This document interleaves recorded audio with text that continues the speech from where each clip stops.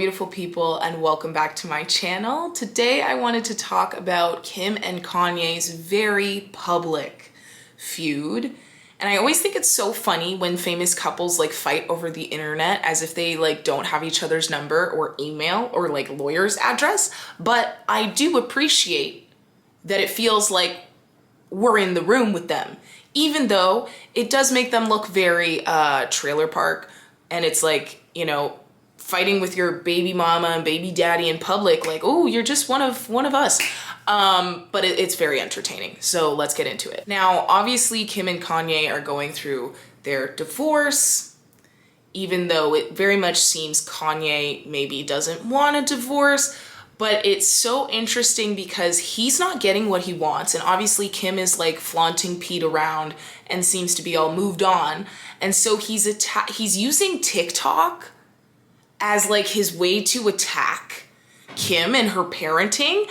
And it's like, that's really the hill you're gonna die on? Kanye is gonna die on the hill of North using TikTok with her mom? It's pretty weak ammo. Like he went a little bit nuts and he screenshotted, like, I think it's like the terms of service of TikTok. And it's basically just like saying, oh, if you're under 13 years of age, whatever. And he just posted that to his Instagram. He's since taken it down. But, you know, he also posted this. He posted this, and the caption was, "Since this is my first divorce, I need to know what I should do about my daughter being put on TikTok against my will."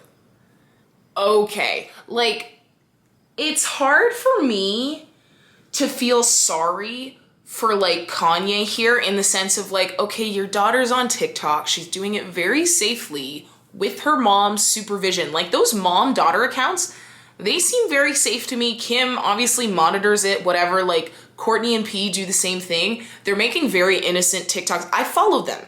They are making very innocent, like, lip-syncy TikToks. And I'm not gonna feel bad for Kanye that his daughter is on TikTok. Like, your daughter is one of the most famous daughters in the world. She's everywhere. She's already been on TV. She's been on a reality show. Like, do you think the whole world is gonna be like, oh my God, no, North's on TikTok? Once a child has already been on a major public network, that's not the hill you're gonna die on, sir. It's not, you can die on it, but nobody's gonna care. Like, it's very much like, really? TikTok? Like, and so Kim responds, as she should.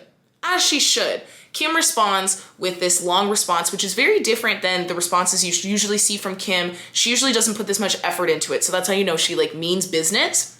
It says, "Kanye's constant attacks on me in interviews and on social media is actually more hurtful than any TikTok North might create," which is true. "As the parent who is the main caregiver and provider for our children, I am doing my best to protect our daughter while also allowing her to express her creativity in the medium that she wishes with adult supervision because it brings her happiness." I can tell that TikTok brings North happiness, so I can agree with that. "Divorce is difficult enough on our children, and Kanye's obsession with trying to control and manipulate our situation is so negatively and publicly is only causing further pain for all. From the beginning, I have wanted nothing but a healthy and supportive co-parenting relationship because it is what is best for our children. And it saddens me that Kanye continues to make it impossible every step of the way. I wish to handle all matters regarding our children privately, and hopefully he can finally respond to the third attorney he has had in the last year to resolve any issues amicably." Yikes. So Kanye is further and further being painted as like this kind of unwell, very like control freak, manipulative father slash soon to be ex-husband. And I have to say I'm on Kim's side here. Like, especially when she threw in the primary caregiver, it was like, oh yeah, that's right. Kanye was like not home. Kanye was not home when they were together. He literally says in one of his songs, like, built a however many $1 million home, but I was never home. because he always wanted to be out on the farm or whatever. And it's like, imagine Kim's perspective. She's like, okay, so you were gone this whole time, and now that I am the primary caregiver and I'm alone and I'm trying to divorce you, now you want to come back. Now all of a sudden you want to come to all the birthday parties. Now you want to be in the house. You're upset that you're not allowed in the house. There was this incident where he like tried to get in her house and she was like, no. And the guards were like, no. And then he made a big deal of how he's being kept away from his daughter. And it's like, no, that's your ex's house, bro. Like, there are boundaries. You don't just like own all of her land just because she had children with you.